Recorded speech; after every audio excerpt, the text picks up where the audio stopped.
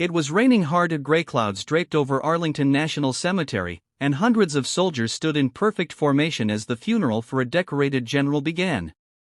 A man in a worn-out jacket stood at the gates, clutching a folded photo and a small metal box.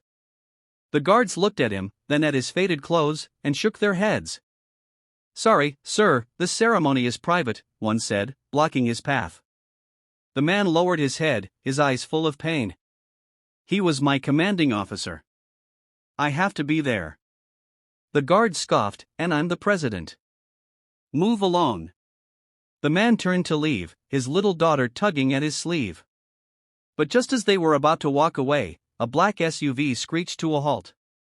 A tall figure stepped out, medals gleaming across his chest. The soldiers snapped to attention as a 4-star general barked.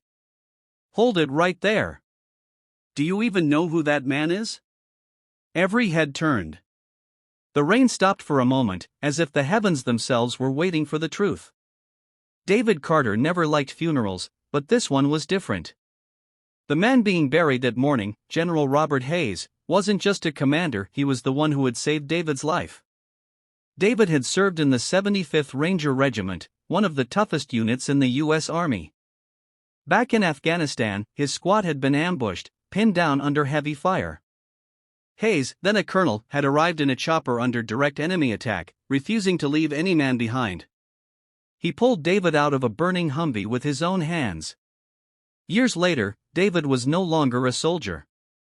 A roadside bomb had taken part of his hearing and left him with a limp.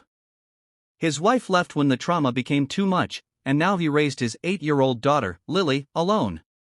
Life was quiet but hard. When he heard about General Hayes's passing, something in him broke. He owed that man his life, and there was no way he'd let the funeral go without paying his respects. He and Lily took a bus to Washington, D.C., dressed in their best, David in a wrinkled suit, Lily clutching a single white rose.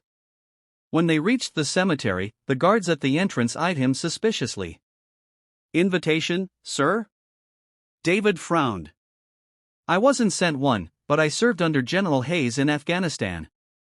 I just want to pay my respects." The younger guard sneered. "I'm sure a lot of people did. This event is for VIPs and military personnel only." David's voice trembled. "Check your lists. Carter. Staff Sergeant David Carter, 75th Rangers." The older guard glanced at the clipboard. "Not on the list." "Move along, sir." Lily tugged his hand. "Daddy, maybe they'll let us in later?" He knelt beside her. "Sometimes, sweetie, even when you've done the right thing, people still don't see it." They began to walk away when a woman in an elegant black uniform, Major Sarah Collins, noticed them. She recognized the limp, the posture, the ranger patch tattooed faintly on his hand. "Wait. Staff Sergeant Carter?" she asked. David turned, startled. "Ma'am? I remember your name from Hayes's commendation reports. You were the one from Kandahar." The guards looked uneasy now, realizing their mistake. But before they could say anything, a convoy of official vehicles arrived, the 4-star general's escort. The funeral was about to start. Sarah's eyes softened. "Stay here.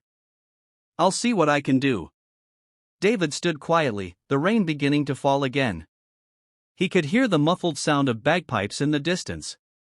His hand tightened around the metal box, the bronze star General Hayes had pinned on him before they both went separate ways.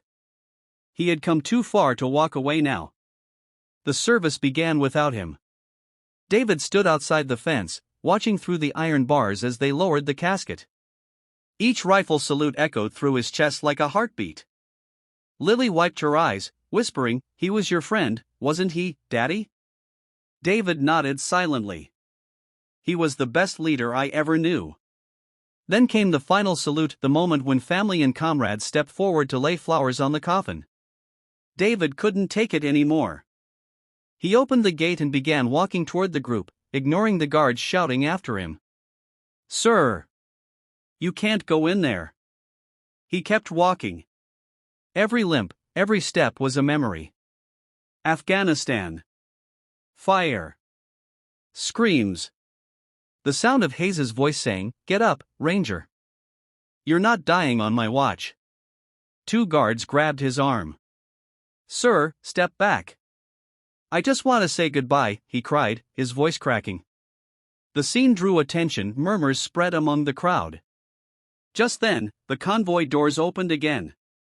A towering figure stepped out, General Marcus Donovan, the highest-ranking officer in attendance.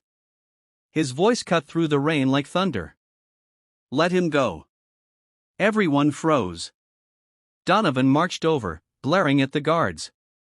"Do you even know who this man is?" The guards stammered. "Sir, we were just following protocol." "Protocol?" Donovan barked. "This man saved General Hayes's life in Kandahar. He carried 2 wounded men through open fire while Hayes called in the evac. If it wasn't for Carter here, Hayes wouldn't have lived long enough to become a general." Gasps rippled through the crowd. Even the soldiers in formation lowered their heads respectfully. David stood speechless. His daughter clung to his hand, tears in her eyes. Donovan placed a hand on David's shoulder. "Sergeant Carter, on behalf of the U.S. Army, you will stand right beside me as we lay Hayes to rest." "That's an order." David's throat tightened. "Sir, thank you." They walked together to the casket.